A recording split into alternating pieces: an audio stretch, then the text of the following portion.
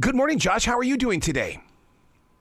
I'm really well, Arrow. How you doing? Absolutely fantastic. Looking forward to sharing a conversation with you because you're a modern day explorer. If this were a ship and that ocean was undiscovered, you would be on that boat. Well, that's the thrill of making Expedition Unknown, getting to go around the world and explore all sorts of incredible mysteries and working alongside other explorers. It's what makes the job real fun. What I love about what you do on Expedition Unknown is the fact that you're not just hitting Google like so many people do, and they think that, oh, I know everything because I read about it. No, you're physically getting out there and getting your hands dirty.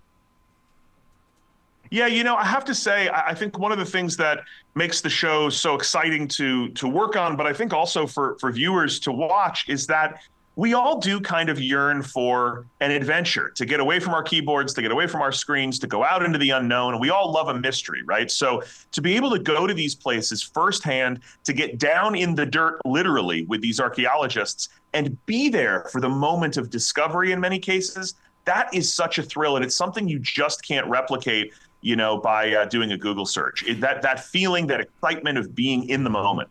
Would you say that archaeologists are also visionaries? Because when they find something, they have to envision what it could be and where it could be.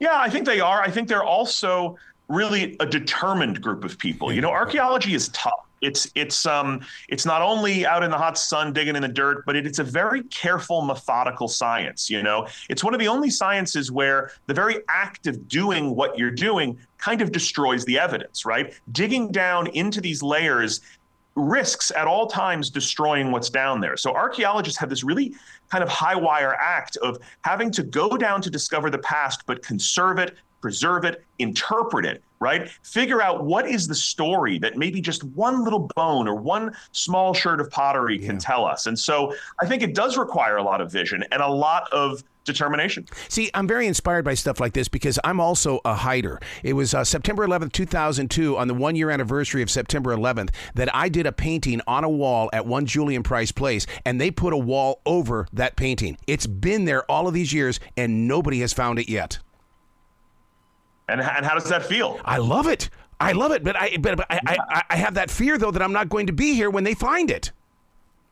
Well, maybe not. But that's, one of the things that's so interesting about going to an archaeological dig is that so many of the things you find there, the people who left them behind, they didn't know that they were leaving behind a time capsule for the future.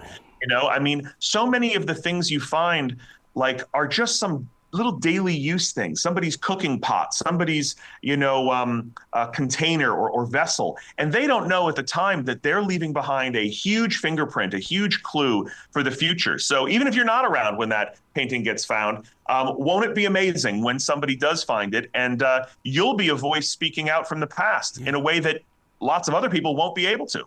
What does it smell like? That's the only thing that I'm not getting from the TV show. Because you've got to be getting into areas where you're going, oh my God.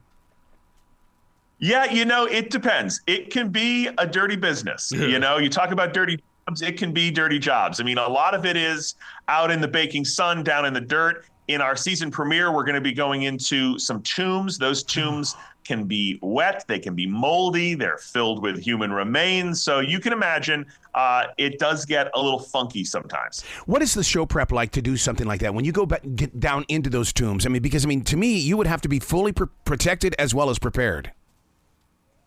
Yeah, that's part of what you don't always see on the show is that some of these stories have a really long lead up. We've done stories where we have literally worked for years to make an episode. We wanted to do a show a number of years ago on the Dead Sea Scrolls. And, you can't just go make a show on something like that without the cooperation and participation of archaeologists that are doing the work. And so it took a few years to find the right moment when an excavation was happening that we could be a part of. Our season premiere for the new season all takes place at Petra. So folks know Petra because it was the home of the Holy Grail in Indiana Jones and the Last Crusade. It's this incredibly famous site in Jordan. And that's not a place you can just waltz into and say, hey, we're going to make a big special here and dig around and look for tombs. So it takes a lot of good fortune and a lot of cooperation with the archaeologists and the experts that are working in these countries to get ready to be able to go there and to have these adventures. Yeah, I was going to ask you about how you got permission to be there, because you can't just call them up and say, hey, I'm going to be bringing my equipment over there. You've got to answer those questions: who, what, where, why, when, and how, and dot that I. That's right. That's right. And in the case of our premiere at Petra, that building at Petra that everybody knows from Indiana Jones, it's called the Treasury building.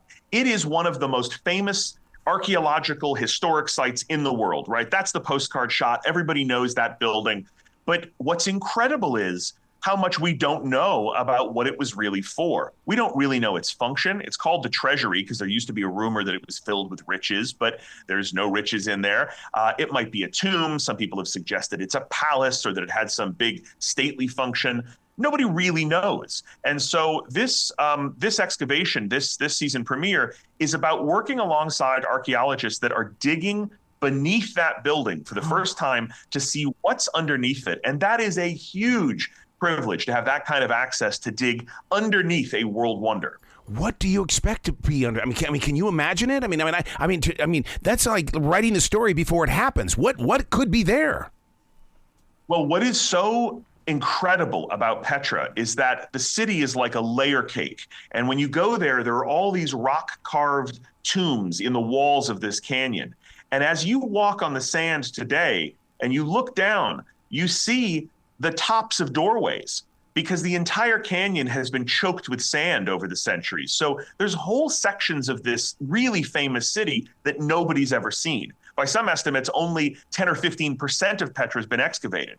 So beneath the Treasury, we know the Treasury was a super important building, and we know this city is a layer cake. So we know that underneath it, there should be more. And so a big part of what the premiere is about is going down and discovering that, in fact, there is more. And there is something beneath the Treasury, which is really exciting. When you locate truth, how do you plant it in modern day history so that it's taught forward and not always looking back at a past that at one point in time we didn't know about?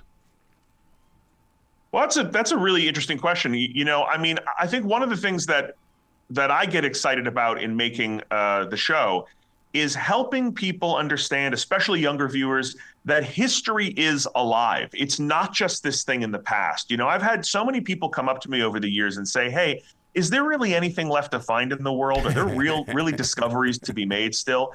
Because I do think we live in this age where so much information is at our fingertips. We have these magical phones in our pocket. We feel like we could type anything into Google Maps and it'll take us there. And people are surprised sometimes to learn how much we still don't know about our past. And so I think we try to make that history feel very in the moment, very alive, and to help people understand that this isn't just the ancient past.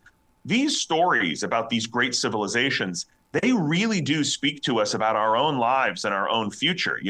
I've spent a lot of time digging around in places like ancient Egypt and ancient Rome. These are civilizations that really had their act together for a very long time, and now they're gone. So what does that mean? And what does that tell us? And what lessons can we learn from those places to take us into the future, right? And that's what's so exciting about it, is that this isn't just some dusty thing from a textbook. It's very much in the now, and it does affect us in the future. Are you keeping journals on this? Because your imagination will one day be gone like one of these relics as well. It's, whenever people say to me, what's your advice for what to pack on a trip and what to bring? And my best advice is that pack a journal and every day try to write something down in it. I'm guilty of not always taking my own advice. I take some trips where I do it and some trips where I don't. But I have to tell you, looking back at, even if it's not, look, it doesn't need to be, poetry, but even just a small entry of, hey, here's what I did today. Here's how it felt. Here's what I saw. Here's what it emotionally felt like. That is so much more impactful, even for yourself in the future, than any photograph. There's something about reading your own thoughts on something that really transports you back to a place. So it's a great piece of advice, is to always keep a journal of some kind wherever you go. See, to be a fly on the wall when somebody gets to read your journals after your transition, because then they have their interpretation of what you put on that page. Yeah, look, that's a big part of one of the things that you learn at these archaeology sites, is that this continuity of information is a big deal. And in the ancient world, look, nobody thinks they're going away, right? No civilization thinks it's going to end. Everybody thinks they're around. We live in a very different age now where information is kind of encoded all around us. But in the past, you just look at, like, the Nabateans, the people who built Petra. Mm-hmm. They had a massive, beautiful theater at the site, an 8,000-seat amphitheater. but we don't have any ancient plays from Petra. We don't have any of their writing. There's almost no writing that survives from this vibrant civilization. Wow. It's just gone. And so it is true that writing things down, communicating things forward, that's what it's all about in terms of us as enduring and thriving and getting better. We have to sort of pay that knowledge forward. And that's a big part of what I'm unpacking, the little puzzle pieces of interest. Well, I love where your heart is. Josh, you got to come back to this show anytime in the future. The door is always going to be open for you. Hey, man, I really appreciate it. It's really a pleasure talking to you. Well, you be brilliant today, okay? Hey, you too, man. Thank you so much, Arrow.